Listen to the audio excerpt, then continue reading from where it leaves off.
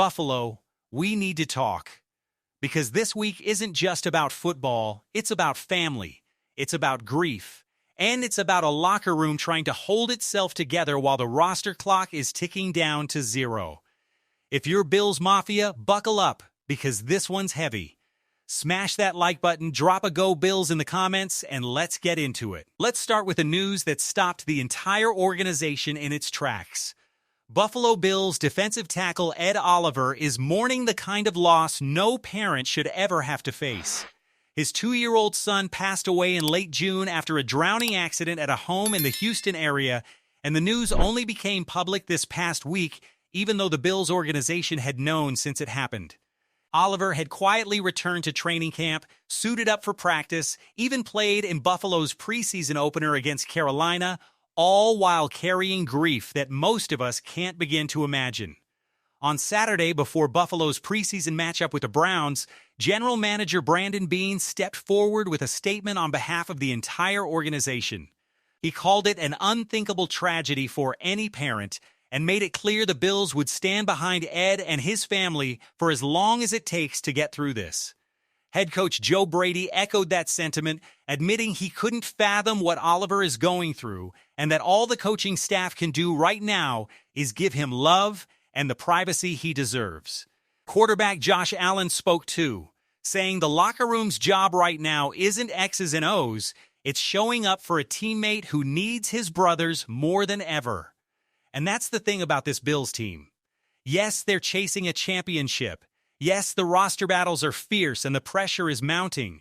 But for one weekend, all of that took a back seat. Because at the end of the day, before the wins and the losses, before the playoff runs and the Super Bowl dreams, these are people. Fathers, sons, teammates, and right now, Buffalo is wrapping its arms around one of its own. If there's one thing this organization has always been known for, it's that Bills Mafia energy. That sense of family that goes beyond the stadium walls. This week, we're seeing exactly why that reputation exists. Our thoughts go out to Ed Oliver and his family, and we truly hope they find strength and peace in the days ahead. Now, football has to go on. That's just the brutal reality of the NFL calendar, and Buffalo has some serious decisions bearing down on them. Because while the front office deals with matters of the heart, they're also staring down one of the most cutthroat weeks of the entire year, final roster cuts. And two names are dominating the conversation on the defensive side of the ball, Mike Dana and Geno Stone. Neither one has a guaranteed spot on this roster, and the next few days could decide whether they're suiting up in Buffalo blue in Week 1 or packing their bags and hoping another team calls. Let's start with Dana. He landed in Buffalo back in May after getting released by the Kansas City Chiefs, and on paper, that Buffalo connection made some sense. A fresh start, a chance to prove himself on a contender.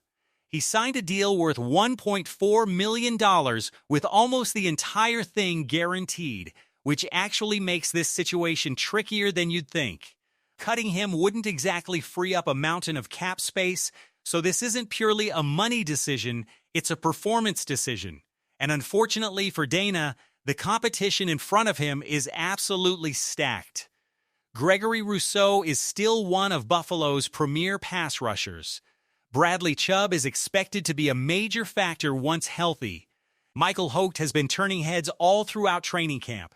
And on top of all that, Buffalo used a second-round draft pick this year on T.J. Parker, a young defensive lineman the front office clearly believes is part of the long-term plan.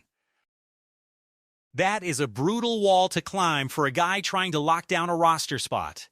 According to reporting from Joe Buscaglia of The Athletic, Dana simply hasn't been able to separate himself from that pack. And when a roster spot comes down to standing out, blending into the background is the worst thing that can happen. That opens the door for someone like Javon Solomon, whose value on special teams could end up being exactly what tips the scales in his favor over a more traditional pass rusher. In today's NFL, versatility wins roster spots just as much as raw talent does, and that's a lesson that might cost Dana his spot on this Buffalo Bills team. Then you've got the safety position, which honestly might be even messier. Geno Stone came to Buffalo back in March after building a reputation as a starter for both the Ravens and the Bengals, a name with real NFL pedigree. But here's the problem. He's not currently projected as Buffalo's starter. Cole Bishop and veteran C.J. Gardner-Johnson are both expected to lock down significant roles in that secondary, which pushes Stone into a fight for scraps. And who's he fighting? None other than Damar Hamlin. Yeah, let that sink in for a second. Two respected NFL safeties, both with real starting experience, potentially battling for what might amount to a single open roster spot. Buffalo may only be able to keep one of them come week 1. And the numbers make this even more fascinating. Releasing Stone would save Buffalo right around $1.08 million against the salary cap. Hamlin, on the other hand, only has $25,000 guaranteed on his current deal.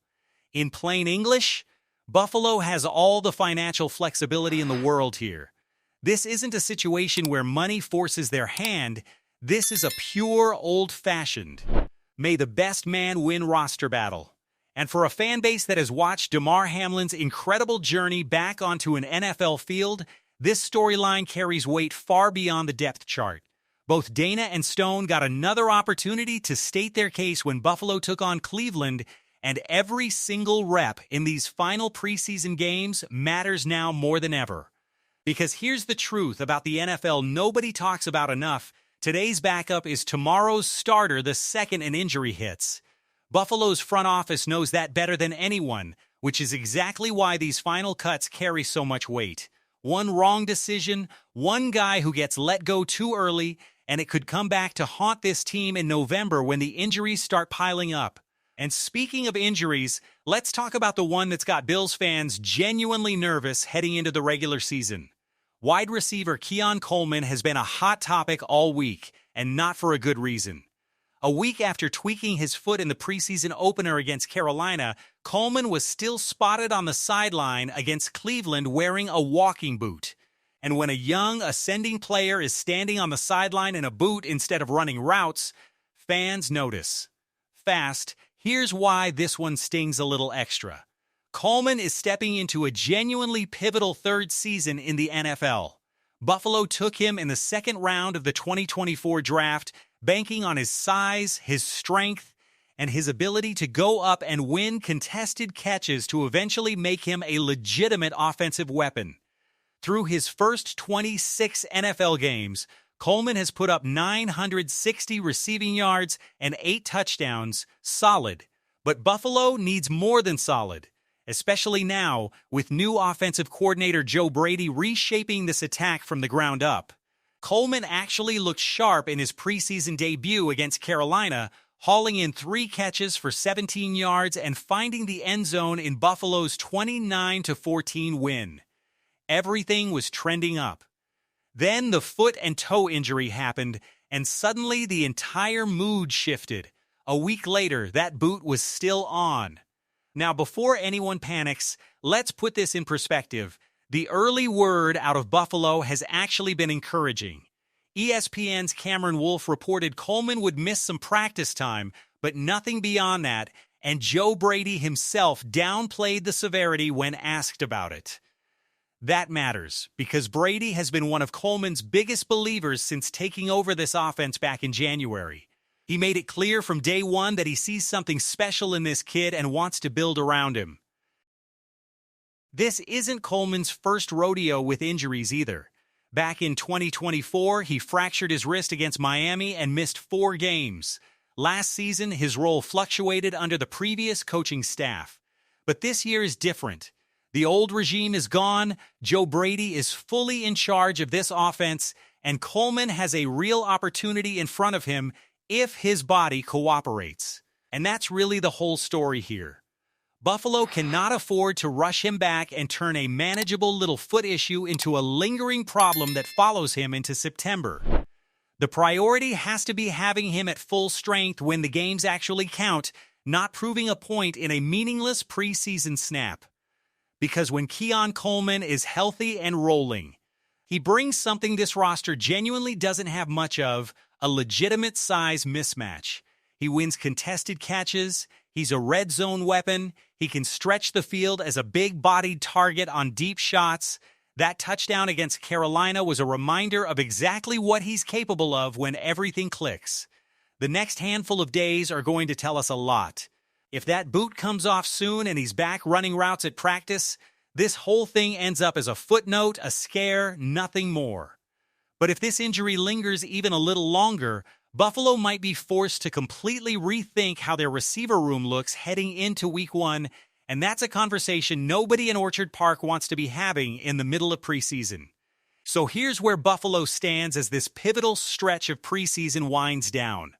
On one hand, you've got a locker room rallying around Ed Oliver in the wake of an absolutely devastating personal loss, showing exactly what this organization is made of when it matters most. On the other hand, you've got a front office staring down brutal, unforgiving roster decisions on the defensive side of the ball, with careers hanging in the balance for guys like Mike Dana, Geno Stone, and Damar Hamlin. And layered right on top of all of that, you've got real uncertainty surrounding one of the most important young pieces of Joe Brady's brand new offense. This is the NFL in a nutshell. It doesn't wait for anybody. It doesn't pause for grief, and it doesn't slow down for injuries.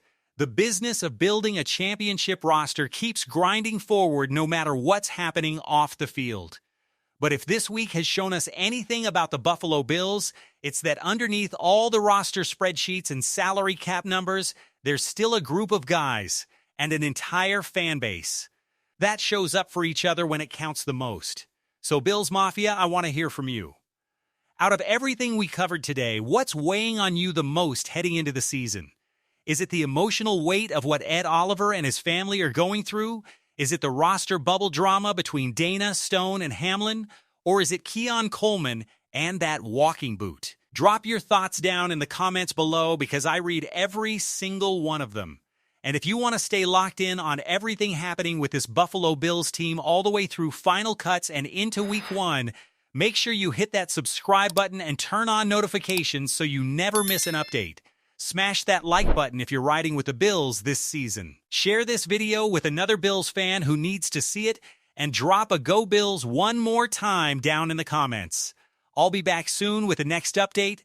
Until then, Buffalo, stay strong and let's ride.